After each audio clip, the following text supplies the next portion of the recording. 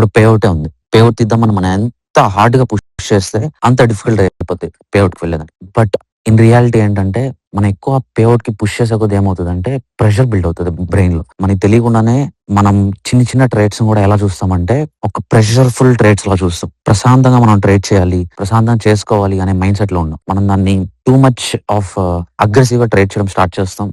లేదంటే lot sizes కానీ, position sizing కానీ ఇవంతా ఏంటంటే మనం అనుకున్న దానికన్నా సరే అకౌంట్ క్రాక్ చేసి సరే ఎలాగన్నా సరే మనం పేఅవుట్ చేద్దామంటే ఎలాగన్నా మనం చేయలేం. పాయింట్ పాయింట్ అదే. ఎలాగన్నా సరే మనం పేఅవుట్ తీసేద్దాం ఈ వీక్. నెక్స్ట్ వీక్ వచ్చేసరికి ఒక పెద్ద పేఅవుట్ తీసేద్దాం. $1000, $2000 తీసేద్దాం అంటే అవ్వదు. దానికి కూడా మనం ఒక స్ట్రాటజికల్ వేలో ఎళ్ళాలి. రీజన్ ఏంటంటే ఈ ప్రాబ్లమ్స్ అనేది మనకి ఫండింగ్ ప్రొవైడ్ చేస్తున్నా కానీ వాళ్ళ రూల్స్‌ని మనం తట్టుకోవాలి. లేదా వాళ్ళ ఒక సో కాల్డ్ స్కీమ్ హ్మ్. స్కీమ్ అని కూడా అనుకోవచ్చు. ఆ స్కీమ్‌ని కూడా మనం తట్టుకోవాలంటే మనం కూడా ఒక ప్రాపర్ వే ఆఫ్ అప్రోచ్ ఉండాలి. అది నేను ఎలాగా ఏంటని ఇప్పుడు నేను చెప్పట్లేదు. బట్ అది మీ ఓన్ ఇండివిడ్యువాలిటీ, మీ ఓన్ ఎక్స్‌పీరియన్స్ మీద మీరు దాన్ని ట్రయల్ అండ్ ఎర్రర్ బేసిస్ మీద చేయాలి. సో, అందుకే ఫస్ట్ అకౌంట్ ఎప్పుడు నేనేం చెప్తానంటే దేవుడికి వదిలేయి అంటే దానికి రీజన్ ఏంటంటే దాన్ని ఎలా అప్రోచ్ అవుతున్నావు? దాన్ని ఎలా ఎక్స్‌పీరియన్స్ అవుతున్నావు? దాంట్లో ఐ మీన్ ఏంటంటే ఒక ట్రేడ్ నువ్వు ఆర్డర్ తీసుకుంటుంటే అంటే ఐ మీన్ పని చేస్తుంటే దాంట్లో నువ్వు ఎలాంటి ఎగ్జిక్యూషన్స్ చేయగలుగుతున్నావు?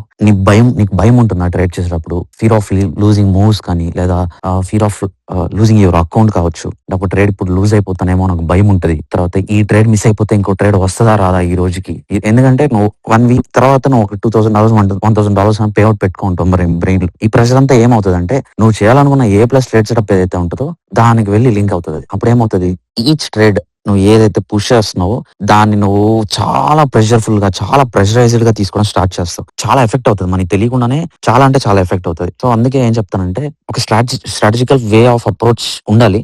ఉంటే మనం మంచి పేఅవుట్స్ తీసుకోవచ్చు. అంటే పెద్ద పెద్ద పేఅవుట్స్ కాకపోయినా ఒక మంచి పేఅవుట్స్ తీసుకోవచ్చు. ఆరాంగా పేఅవుట్స్ తీసుకోవచ్చు. సో, అందుకే స్ట్రాటజికల్ వే ఆఫ్ అప్రోచ్ ఇవన్నీ ఉండాలంటే ఫస్ట్ నీకు ట్రేడ్ సెటప్ ఉండాలి. ఐ మీన్ ట్రేడింగ్ ఎడ్జ్ ఉండాలి. చాలా మంది ఏం చేస్తారంటే ఇవన్నీ మిస్ చేసేసి ఏ బ్రోకర్‌లో ఫోరెక్స్‌లో ఏ బ్రోకర్‌లో ట్రేడ్ చేయాలి చెప్పు? ఆప్షన్స్‌లో ఎలా ట్రేడ్ చేయాలి? దానికి స్ట్రాటజీ ఏంటి? ఇయన్నీ అడుగుతారు. ఇదంతా నాన్‌సెన్స్ ఇదంతా. అది అడిగినప్పుడు నాకెలా అనిపిస్తదంటే లైక్ కామెంట్స్‌లో కానీ లేదన్నా ఎవరన్నా నాకు టెక్స్ట్ చేసినప్పుడు ఏ బ్రోకర్‌లో అకౌంట్ ఓపెన్ చేయాలి అని అడుగుతా ఉంటారు.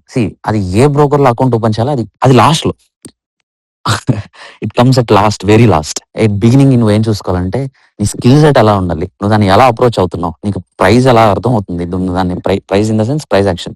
ఆ ప్రైస్ నువ్వు ఎలాగా అర్థం చేసుకోగలుగుతున్నావు? దాన్ని ఎలా అప్రోచ్ అవుతున్నావు? నువ్వు చేసేటప్పుడు నీకు ప్రైస్ అర్థం కాకుండా ట్రేడ్స్ చేస్తున్నావా?